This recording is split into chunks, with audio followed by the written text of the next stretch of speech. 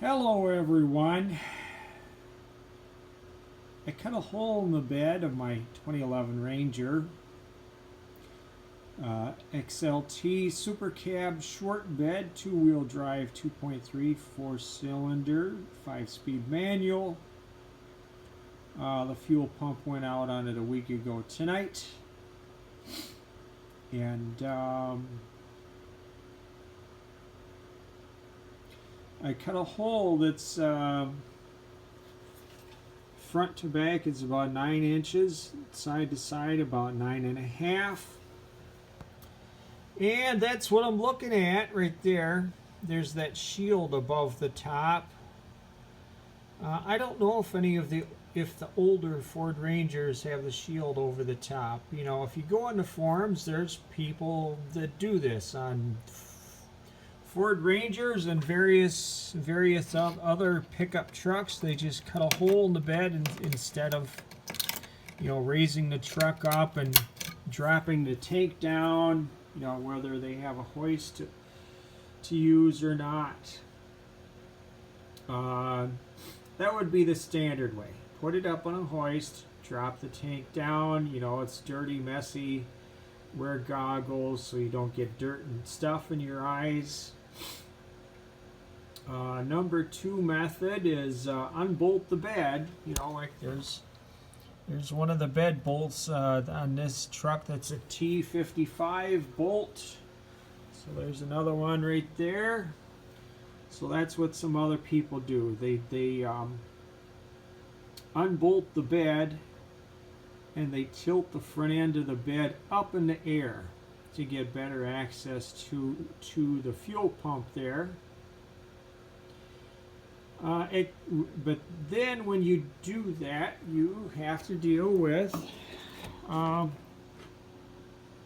there's bolts here that hold the filler neck into.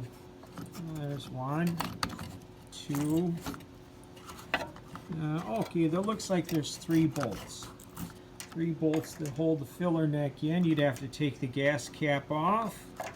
You have to take those 3 bolts out, and then to lift the bed out or even tilt it back like some people do.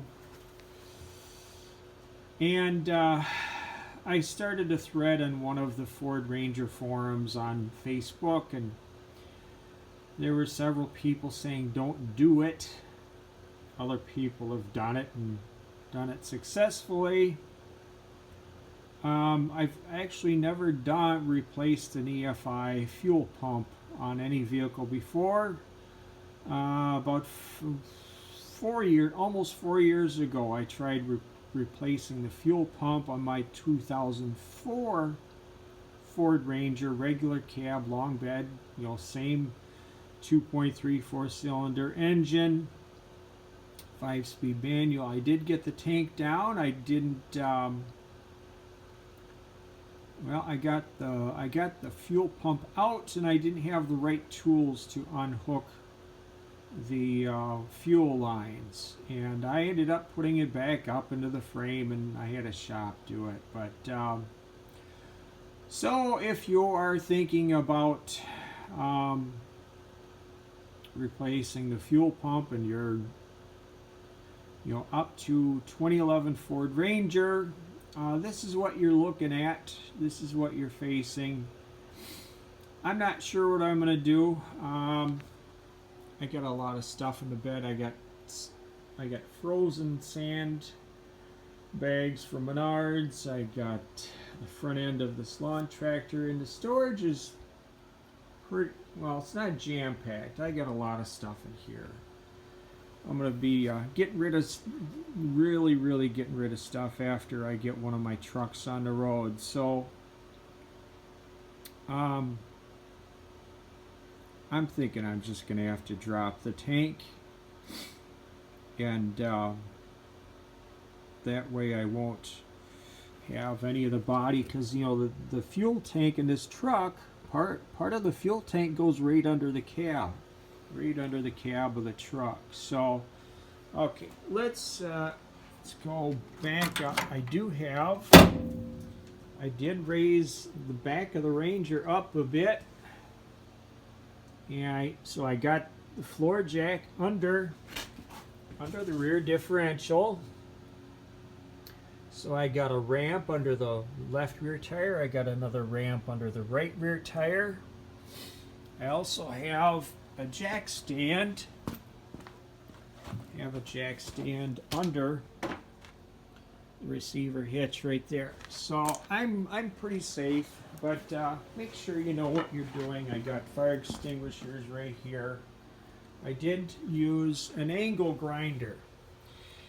And that is not thin metal, it's not cheap metal. It's not metal that's easy to cut through. I tried using my Sawzall, and it's just, you know, with the wavy pattern of a pickup bed metal, it's just really hard to get an angle. And I didn't want the blade to go down too low and hit any of the lines or anything else. And I just ended up using the angle grinder instead. So I was wrong. Other people on this Ford Ranger forum were right, saying just drop the tank.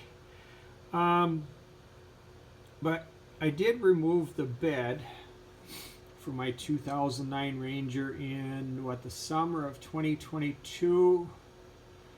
And it's not a simple task, you know. Like I said, you gotta unhook the fuel filler neck. You also have to deal with, well, okay, if you tilt the bed back, you probably don't have to remove the taillights, but be aware of the wiring. The wiring for the taillights, it goes under the body back here. And you don't want to stretch them, you don't want to break them. But I'm sorry, I'm not going to crawl under there. But